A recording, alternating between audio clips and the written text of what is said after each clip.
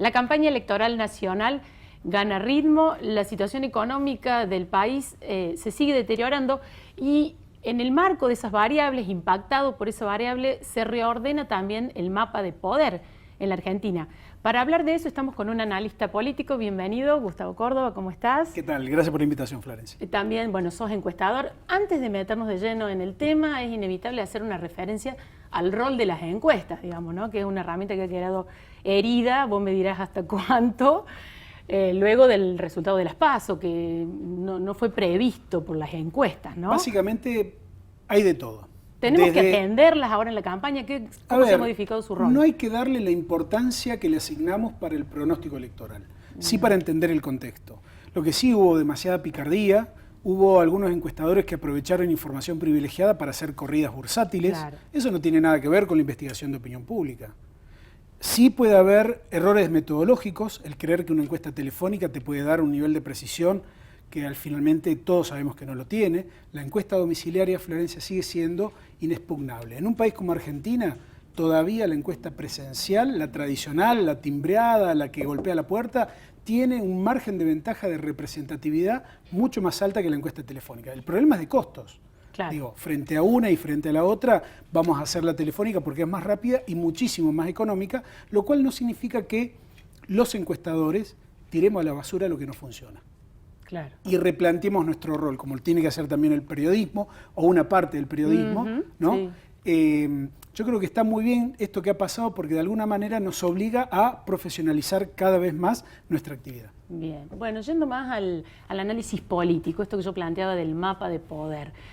Tenemos por un lado al peronismo encolumnándose en la figura de los gobernadores, detrás de Fernández.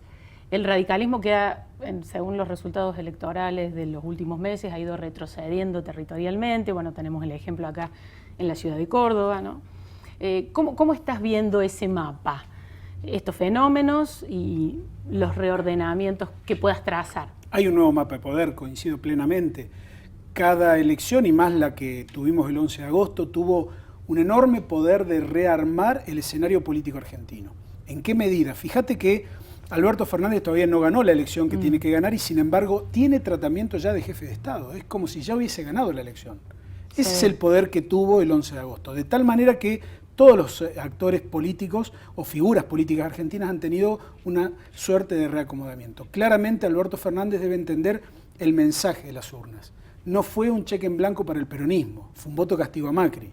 Si el peronismo no se ordena en función de las expectativas que le va a trasladar inmediatamente se produzca la elección, la sociedad argentina, claro, a él y a su gobierno, vamos a tener un fenómeno de sobregeneración de expectativas que es muy común en América Latina, ¿no? Es decir, creemos que podemos más y a la hora de enfrentar los problemas nos damos cuenta que no tenemos las herramientas necesarias. De cualquier modo, hay una idea de que los gobernadores más moderados del país pueden ser una fuente de contrapoder.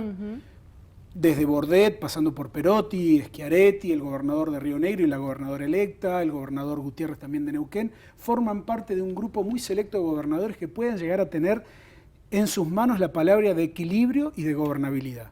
El país va a necesitar de mucho esfuerzo de gobernabilidad a partir del 10 de diciembre. Digo, la situación es realmente compleja. No parece, porque los argentinos además tenemos una cultura de crisis muy fuerte, ¿no? Claro. La disimulamos bastante bien, pero claro, si uno recorre el país se da cuenta del nivel que hoy tiene la economía argentina. Bien, y a Macri en ese tablero, ¿cómo lo ves? Vos hablabas de el cambio en los liderazgos.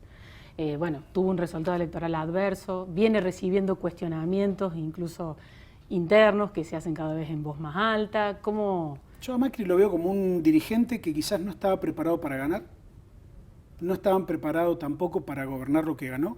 Bueno, en la elección que lo hizo presidente. Y tampoco estaba preparado para esta derrota que sufrió el 11 de agosto. Lo veo como una persona que todavía está en el medio del trauma, de la derrota, no la ha reconocido. No sinceramente, digo, esta idea de que la elección no ocurrió, que dijo aquí en Córdoba, es llamativa, ¿no? Como un elemento de la negación.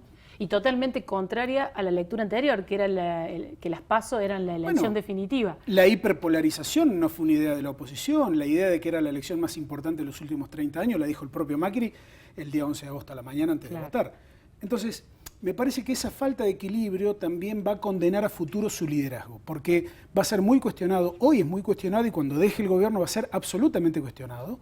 Y me parece que el futuro de la oposición al próximo gobierno del peronismo va a depender de figuras emergentes, como por ejemplo el gobernador de Mendoza, que posiblemente salga airoso en su desafío del próximo domingo, el jefe de gobierno de la Ciudad de Buenos Aires, que tiene, a ver, un contexto realmente de los más complejos, porque él no solamente probablemente vaya a una segunda vuelta, sino que además es una segunda vuelta no va a ser con Lamens, va a ser con Alberto Fernández electo, claro, y además vecino de la Ciudad de Buenos Aires, y con la idea de que un jefe de gobierno y un presidente de un mismo espacio político le van a dar al porteño muchísimas más soluciones que un jefe de gobierno aislado. Claro. Digo, Larreta tiene mucho para perder y también mucho para ganar. Si llega a ganar esa elección, va a ser naturalmente jefe de la oposición. María Eugenia Vidal, yo creo que tiene también gran parte que ver en el futuro de la oposición en la Argentina, porque es una de las figuras, más allá de su derrota en provincia, tiene elementos distintivos que la caracterizan y la diferencian del resto de la dirigencia de Cambiemos. Y habrá que ver el radicalismo. Si este acercamiento al macrismo le sigue generando derrotas, claro, es probable que a esa lista de capitales de provincia haya que agregarle Viedma, casi con seguridad una derrota muy fuerte, muy aplastante, a manos del actual oficialismo de la provincia.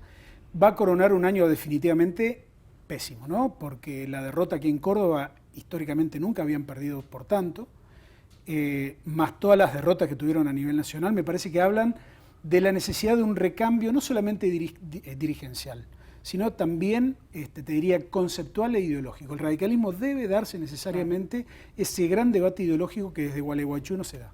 Vos mencionabas recién el tema del voto castigo que sufrió la coalición de gobierno en las PASO. Hay un sector que plantea que eso fue un castigo, digamos como un chirlo, por usar una metáfora, y que ahora hay una cuota de votantes asustados con el resultado de ese chirlo ante la posible llegada del regreso del kirchnerismo al poder. ¿Esto es ciencia ficción? ¿Vos creés que esa lectura tiene algún asidero? No, es más una expresión de deseos, ¿no? Es como querer darle argumento a la gente para ver si los perdonan. El problema es que no es una falta menor lo que ha hecho este gobierno, ¿no? Y me parece que el electorado argentino se ha pronunciado de una manera muy contundente, como para soslayarlo.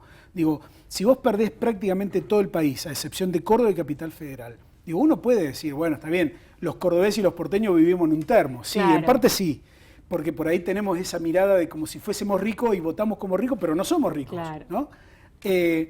Pero claramente me parece que hoy la sociedad argentina lo que ha hecho es cambiar de liderazgo en medio de la crisis. Ha visto que el presidente Macri no estaba a la altura del desafío, claro, y le ha dado la oportunidad a Alberto Fernández. Ojalá el peronismo y Alberto Fernández puedan construir poder en la medida de las expectativas de la sociedad argentina. ¿Crees que acá en Córdoba pueden superar los 50 puntos, que es un poco la meta de Juntos por el Cambio? Yo creo que deben ser más moderados y más prudentes. Creo que la mejor elección, el triunfo de Cambiemos en Córdoba sería repetir la elección de agosto.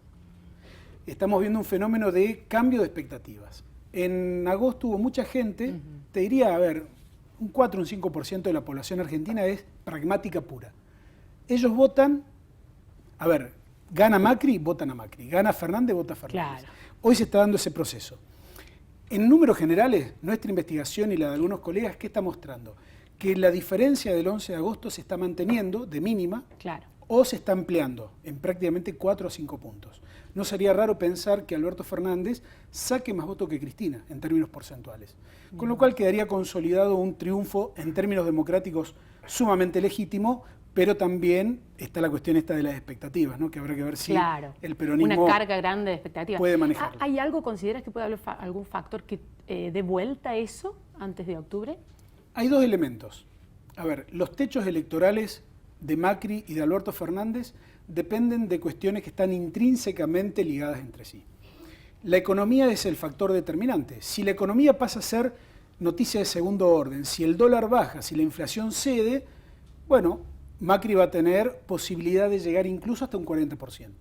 La probabilidad de que se dé este escenario es realmente baja. Claro. Ahora, la economía también puede dar malas noticias y esto puede darle a Alberto Fernández un porcentaje electoral incluso aún más elevado.